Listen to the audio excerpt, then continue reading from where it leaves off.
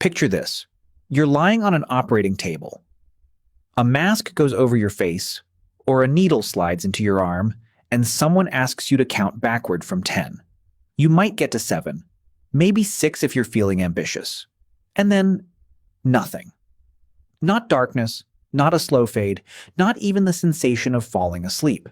Just an absolute seamless gap where one moment you're counting numbers under fluorescent lights, and the very next moment, with zero perceived time in between, a nurse is gently shaking your shoulder, telling you it's all over.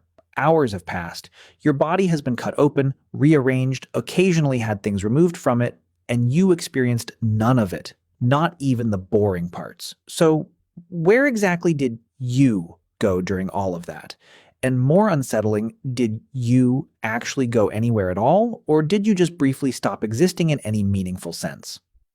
This question turns out to be a lot less settled than most people assume. We tend to think of anesthesia the way we think of a light switch. Awake, then off, then awake again. Simple as that. But once you actually dig into what's happening inside the brain during general anesthesia, you realize the light switch metaphor barely scratches the surface. And honestly, it might be one of the most misleading metaphors in all of popular science communication. Let's start with the obvious, slightly philosophical wrinkle here. General anesthesia isn't sleep. This trips people up constantly, mostly because anesthesiologists themselves often use the phrase, "go to sleep," right before they put you under, which is honestly just a kindness, a softer way of saying, we're about to chemically suppress your entire consciousness, which doesn't exactly make for great bedside manner.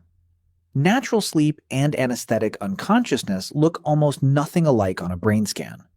During normal sleep, your brain cycles through distinct stages: light sleep, deep sleep, REM sleep, each with its own characteristic pattern of electrical activity. Your brain stays remarkably busy throughout the night, processing memories, running through dream sequences, occasionally responding to outside stimuli like a loud noise nudging you toward waking up. Under general anesthesia, that entire cycling pattern essentially gets switched off. The brain doesn't cycle through stages. It drops into a relatively stable, suppressed state and largely stays there until the drugs wear off.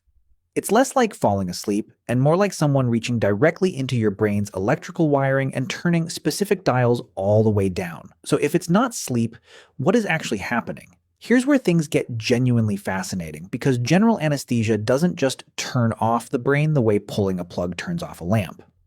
Different anesthetic drugs target different specific receptors and pathways, and the overall effect ends up being more like a carefully engineered communication breakdown between different regions of the brain rather than a simple, uniform shutdown. Researchers using EEG monitoring during surgery have found that anesthetic drugs tend to disrupt something called functional connectivity, the brain's ability to coordinate information between different regions. Your brain doesn't necessarily go quiet everywhere all at once. Instead, different areas essentially stop talking to each other effectively, isolated little islands of activity that can no longer integrate into anything resembling a unified conscious experience. This actually connects to one of the leading theories about what consciousness even is in the first place, something called integrated information theory. The basic idea is that consciousness isn't located in any single brain region. It emerges from the brain's ability to integrate huge amounts of information across different regions simultaneously, creating one unified, coherent experience out of countless separate signals. Anesthesia appears to specifically target and disrupt that integration process. Your individual brain regions might still technically be doing something, processing some signals, generating some electrical activity, but they're no longer talking to each other in a way that produces a single, unified you experiencing anything. It's less like turning off a house's electricity and more like cutting every single wire connecting the rooms to each other. So even though there might still be some power flowing somewhere, nothing in the house can actually function together as a coordinated whole anymore. Now here's where this gets genuinely strange, and it's the part of this topic that even specialists find a little unsettling. There's a real, documented, and surprisingly common phenomenon called anesthesia awareness, where a patient's brain retains some level of activity and processing during a procedure despite anesthesia being administered correctly. Estimates suggest this happens in somewhere around 1 to 2 cases per 1,000 surgeries, which sounds rare until you remember just how many surgeries happen globally every single day. In most documented cases of anesthesia awareness, patients report fragments, sounds from the operating room, a vague sense of pressure, sometimes brief flashes of something resembling awareness without full sensory detail. In rarer, far more distressing cases, patients have reported actually being able to feel pain during the procedure, while being completely unable to move or communicate that fact to anyone in the room, a phenomenon that's about as close to a real-life nightmare scenario as modern medicine produces, and one of the biggest reasons anesthesiologists are constantly refining drug combinations and monitoring techniques to reduce the risk as close to zero as humanly possible. This phenomenon actually reveals something important about how anesthesia works, because it turns out unconsciousness and the inability to move aren't necessarily the same thing biologically, even though they usually happen together. Many anesthesia protocols use a combination of different drugs, one for unconsciousness, one for pain suppression, and often a separate paralytic agent specifically to keep the body still during surgery. If the dosing or timing of any one of these components gets slightly miscalibrated, you can end up with a scenario where the paralytic is doing its job perfectly, while the unconsciousness component isn't fully suppressing awareness, creating exactly the kind of rare, deeply unsettling situation that anesthesia awareness describes. It's a sobering reminder that going under isn't one single switch. It's actually several different switches being flipped simultaneously, and modern anesthesia is essentially a finely tuned juggling act managing all of them at once. Let's pull back from the unsettling stuff for a moment and get into something genuinely fascinating.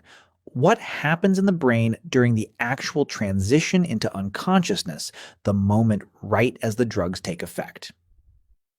Researchers studying this transition using EEG monitoring have found that right before full unconsciousness sets in, the brain often goes through a brief, chaotic burst of unusual activity, sometimes described as a kind of electrical storm, before settling into the quieter, more suppressed pattern associated with full anesthesia.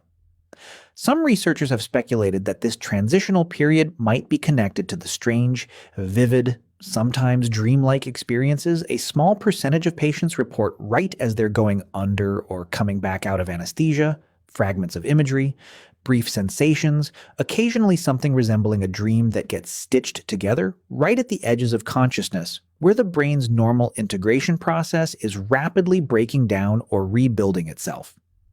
This brings us to one of the more genuinely mind-bending aspects of this whole topic, the question of subjective time. Patients under general anesthesia consistently report experiencing literally zero passage of time. Not a feeling like, that went by fast. An actual, complete absence of any subjective duration whatsoever. A 4-hour surgery and a 40-minute procedure feel, from the inside, completely identical, because there's no inside experiencing duration at all during that window. This is genuinely different from things like a dreamless night's sleep, where most people still have some vague, fuzzy sense that time passed, even if they can't account for what happened during it.